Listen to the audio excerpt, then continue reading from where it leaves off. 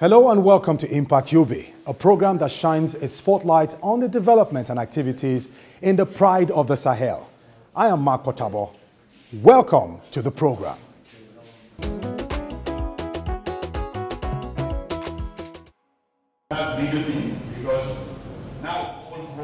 As part of measures to boost media professionalism and equip professionals with digital tools, the governor of Yobe State, Buni, has presented brand new laptops to 100 journalists who participated in a capacity building workshop organized by the state government in partnership with the Nigeria Union of Journalists. The three-day workshop held at the Tahir Guest Palace in Kano brought together journalists from across Yobe State. The event focused on media convergence and strengthening ethical journalism and professional reporting in an age of fast-paced digital information.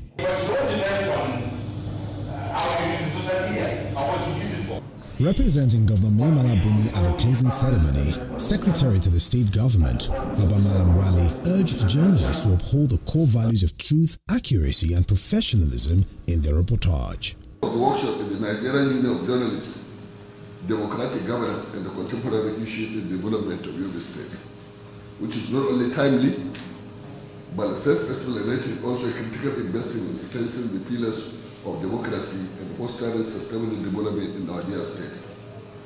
It is important to state back that the capacity building as a matter of policy remains a crucial part of this administration.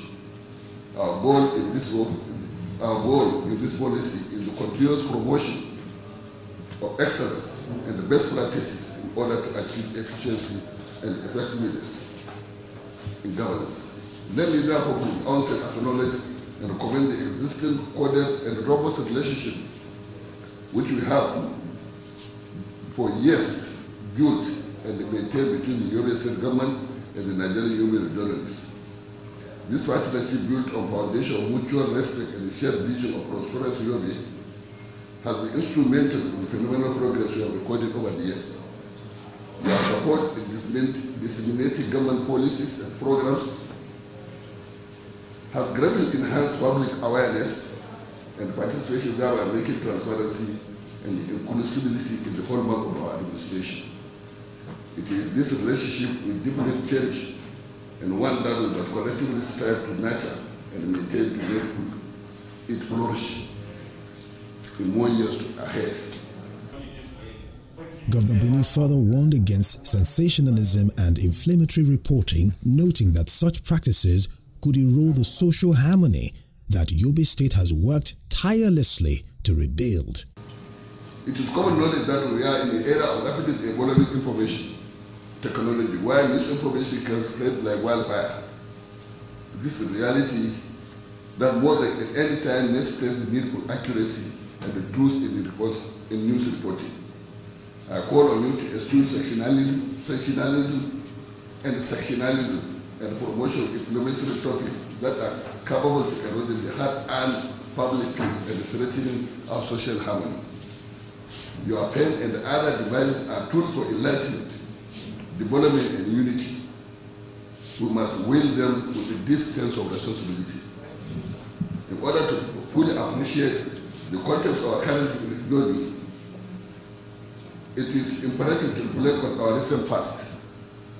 For a decade, Yobe State, along with our neighbors, was subjected to brutal onslaught of Boko Haram. Our social fabric was torn, our economy crippled, and our very existence threatened.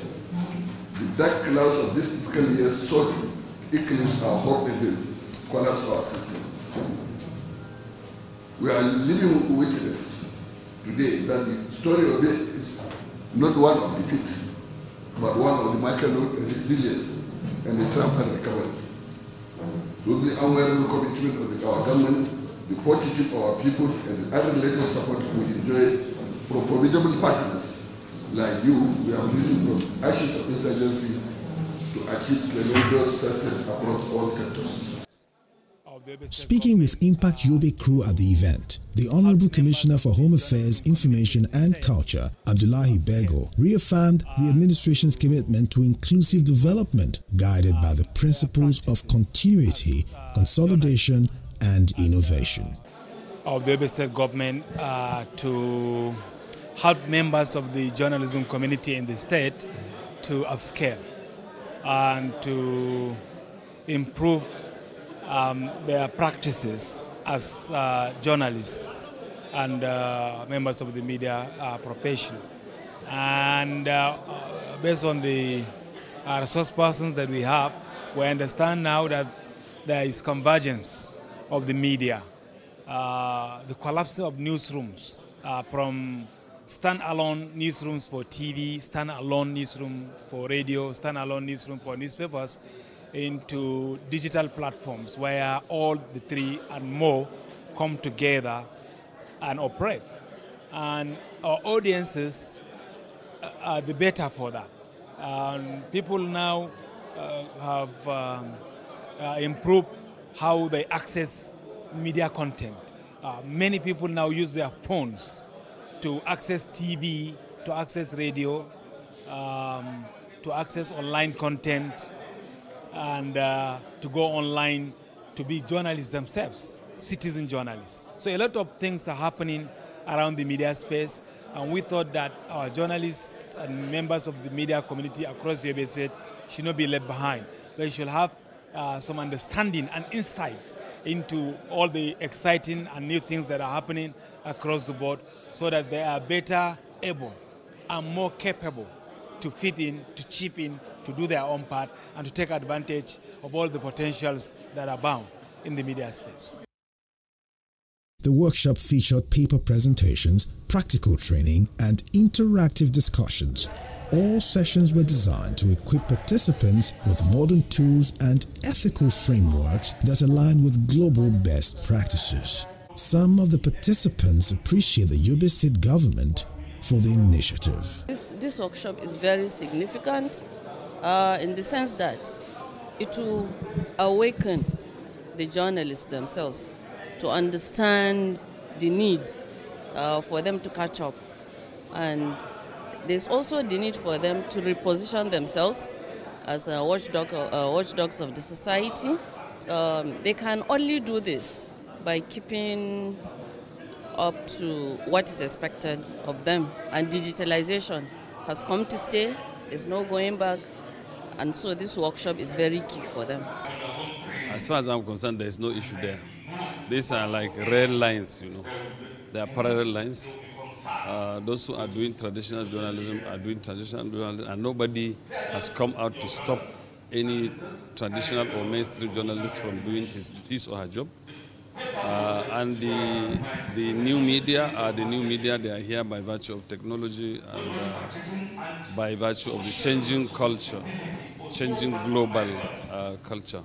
There is this fear and resistance, actually, from the quarters of the traditional journalists who see new media practitioners who are not even claiming to be journalists. They are just claiming to be citizens and users of the new media. And they are using the new technologies to gather information and share.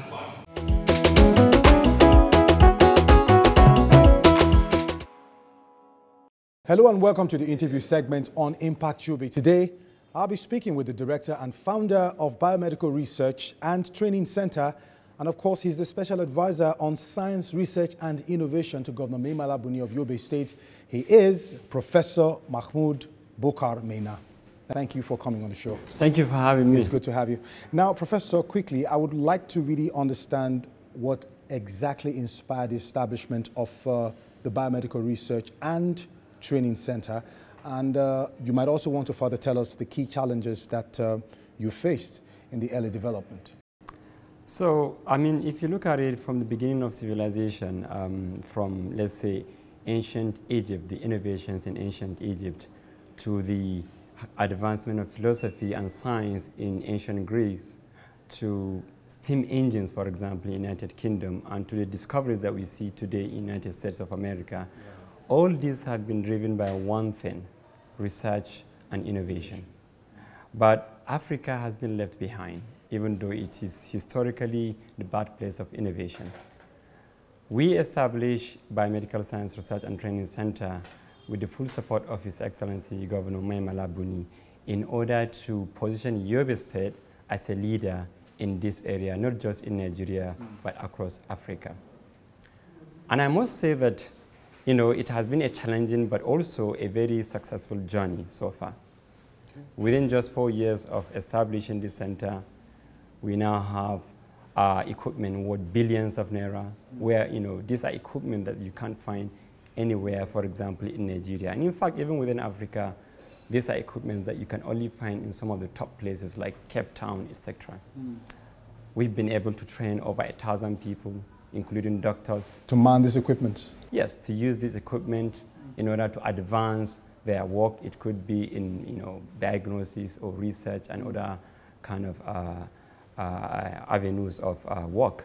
So, you know, all this has been really possible because of the support that we have received from the government, but also from the good people of Yobe State. All right, now that you've highlighted that, I just want you to give us a bit of, you know, an overview of the challenges you faced while putting up all these structures, because I understand how change can feel in a society where, you know, innovations like this are very scarce. And trying to bring a change of this magnitude, what kind of challenge did you face initially that inspired you more to want to go further? So let's go back to the beginning. I left this country almost 15 years ago to go to the United Kingdom to study neuroscience. And there I realized that the scientists and the people and the government work almost like together. You see people doing science and loving it. But they say there is no place like home. Absolutely. I felt like while I was getting everything that I needed there, but it's not, I mean, I could call myself British citizen today, but it's not like Nigeria, you know? So that really gave me that a kind of passion to be able to introduce an ecosystem like that in Nigeria. But of course, I realized that to be able to do this, you need a number of things. You need the qualification. You need the community buy-in. You need support. Support from the government or from policy, you know, and institutions. And when I started this journey over 10 years ago, I perhaps wasn't as qualified because I didn't have my PhD. So I tried to do a number of things. In Gombe, I established the first you know, a neuroscience laboratory. I was in Lagos. I brought new equipment, you know, to establish, you know, things there. I was even in other countries outside Nigeria. But I realized one thing. That one thing is that it's one thing to bring in equipment to train people, but sustaining it is another thing. And also to be able to sustain it, perhaps you need the community to feel like that belongs to them, and also for them to support you. And because I was born and raised in Yobe, after, you know, going around Africa to establish something, I realized that the best thing to do is to come back home to be able to do this. All right. As a professor of neuroscience, in your role as special advisor on science and innovation, how are you working to actually bridge the gap between scientific research and policy making in Yobe State? So, I mean, I've interacted with a lot of policymakers, you know, around the world. In the United States, for example, you know, in the United Kingdom, you know, I was in the British Parliament a while ago, and also in Nigeria at different levels. And I will tell you, there is one thing that all combines them. Policymakers want to see quick results because they want to, you know, pass policies. That's one thing. And the second thing is that there are competing priorities. So, for example, in Yobe, you could say that there is the issue of security, education, health, infrastructure. So for me, I believe that one way to kind of address that has always been to try to link, for example, these priorities to research. So if you look at it, in the case of kidney disease, which is something that is a major problem in the Emirates, you know. So if you look at it, it is a health problem that can best be addressed through research. And if you're able to address it through research, you have a healthy society, and a healthy society, healthy economy. So that way, the communication helps in showing the importance of science and research, you know, despite these competing priorities. But in terms of the other aspect, which is a time frame, they want quick results. there is no two way about it. You know, when you are doing research, you have to wait for the result. But what we've been trying to do, which is also thanks to the understanding of the government, is that although we get them to understand that research takes time, but we try to give them kind of the result at every stage. So for example, with the kidney research that we were doing, last month we submitted some of the findings to His Excellency, and that can allow them, for example, to see already we have data on how many people have this condition between body and dermatome. If I may ask, were the findings terrifying? Should we be scared? You shouldn't. Okay. You shouldn't. All right. I think cleared that already. Yeah. So these kind of like periodic results allow policymakers at least to see that, okay, we are having progress, and this is really, really important. But importantly, we try to combine what we do with capacity building. So for example now, we are doing dementia research, which is probably going to take decades for us to find a solution. But we invited people from Canada, you know, to come and train our radiologists here, who will be important in the diagnosis or part of that research. But that training also gives them capacity in their day-to-day job in the hospital. So I believe that also helps in bridging that research and policy gap. Okay, I can see you're very passionate about this, and I can tell it that you are oozing with so much passion to go all the way. Now, for example, while you were trying to set this up in Yobe State, did you meet like minds like yourself that encouraged you to forge on? Because it is quite very good to have a dream, but when you are in an environment where people are not connecting to the dream, you could be discouraged. Did you meet like minds like yourself who also are passionate about what you're doing now, and you felt encouraged that, okay, I think I have people who think like me, let's go all the way? Yeah, I remember when I started, I had, you know, I have friends, Mustafa Shehu, Dr. Mustafa Shehu in Gombe, Yunus Mohammed in Gombe as well, and there is another person, Sharif in Abu Zaria. We started with outreach activities. They were, you know, these are people that are really, really motivated. But then as time goes on, you know, I met a very good friend and also big brother, Dr. Kagu, who is the current... Dr. Kagu, yeah, yes, Dr. yes. Kagu, you know. I've met him, he's a fine gentleman. Yeah, he's a very fine gentleman. So I think these are people that really shaped my thoughts and encouraged me, you know. And that really, really played a huge role, you know, in what we are able to achieve today. But of course, you know, I'm from a home where my dad, you know, was an academician before he joined administrative, you know, aspects of government. So he's always believed that I have a passion, and the way to be able to implement that is by him ensuring I have all it takes to succeed. So he's always been there to support me, and of course family. So you can see that it's a combination of different people, family, wife, children, friends, that really, really... So it's fair to say your father was your #1 supporter? Absolutely. All right, now let's look at Yobe State with its unique public health and environmental challenges. Now, how is BioRTC leveraging biomedical research to address local health problems? Just give us a brief overview of that. Yeah, so, you know, if you look at it again, if you go to the United States, you see institutions like Harvard. Right. Go to UK, institutions like Cambridge, you know. Go to, you know, in Africa, Cape Town, you know. So the real thing about this is that all these places have institutions that have researchers that can identify local problems in order to find solutions to them. And I'll give you an example. Think about it. When you take drugs, for example, now, have you ever thought how those drugs were produced? Usually, they have to go through the process of clinical trials. And most of the time, these clinical trials were done on people of European ancestry. And so, oftentimes, you might find someone who is black like me taking a medication. And it's not performing his duty. You might end up with side effects. So now the problem is, we end up being consumers. Okay.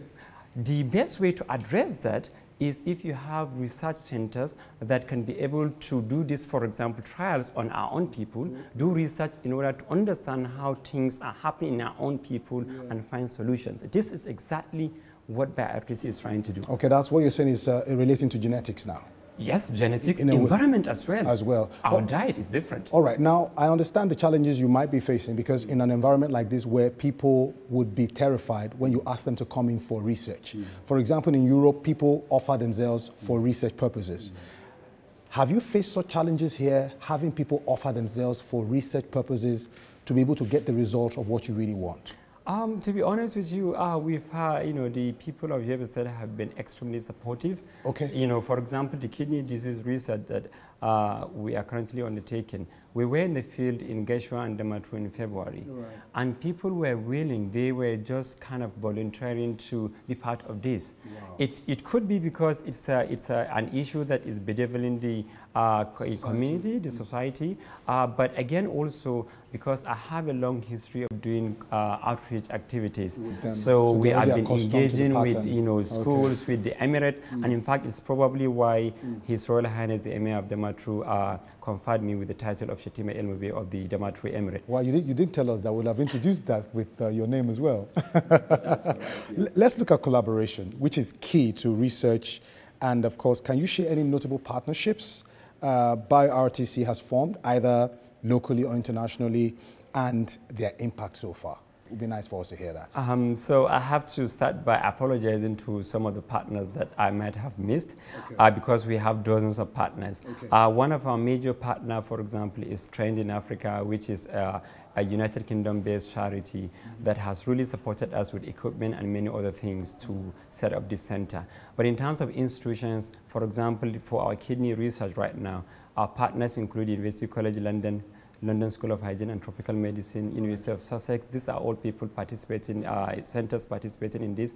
But also for our dementia project, we are collaborating with institutions like Johns Hopkins in the United States, University of Pittsburgh, Washington State University, St. Louis, our Icahn School of Medicine in Mancina, United States of America.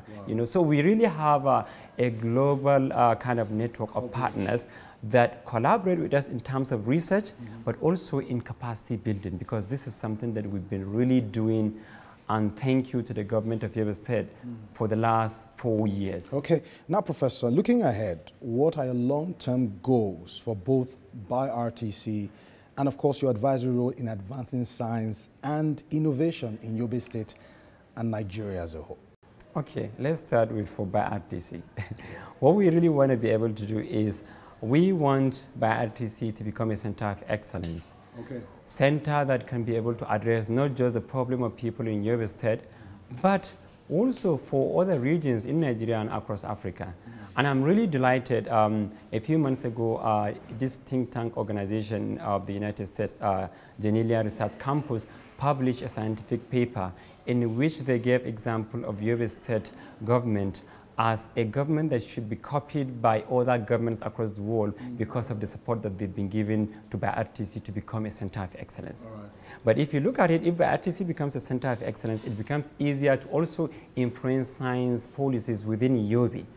And I think we've been so far very, very fortunate to have not just His Excellency's government, but also the traditional and religious leaders who listen to us when we come with issues related to science. I believe that going into the future, therefore, we hope to see a situation where our challenges can be addressed by our own researchers without us having to leave the shore of this country. All right, finally, talking about gender roles in research, have you been encouraged by the turnout of both male and female? So far, who would you say is more responsive to this development, the males or the females? I mean, obviously, males are more kind of engaging with this, but also we've been encouraging the females as well, because we want to ensure that they participate in this. Because think about it, there are challenges that are unique and specific to the female, and we need them to become empowered to do research that can address their own challenges. So this is something that we take very, very serious in the center. Just before we finally go on a lighter note now, Nigerians watching you now see that you're a very young man, you're very passionate. No doubt your father was very supportive and giving you the backing you needed to grow in this business. What do you do outside of work? How do you relax? I was going to ask that. Yeah. Anyway. So, I mean, I like football, I play and also I watch. I like Real Madrid, for example. Real Madrid, you're a Spanish La Liga fan. Yeah. But I also like reading, I remember again, I used to read my dad's novels, you know, and then gradually I started now reading James Hadley Chase. But these days I also, you know, read religious books. So I think that if I'm not playing football, then I like to see myself reading. This is something that I get to do to relax. That's fine. Are you a morning coffee person or a tea person in the morning? Definitely. Coffee or tea? I mean, both coffee and tea have caffeine. The most important thing is how much caffeine is in it. Thank you so much, Professor. Thank you for having me. It is indeed fantastic having this conversation with you, and we hope that when we come back again, we review the breakthroughs and you know, the groundbreaking innovations you've made so far.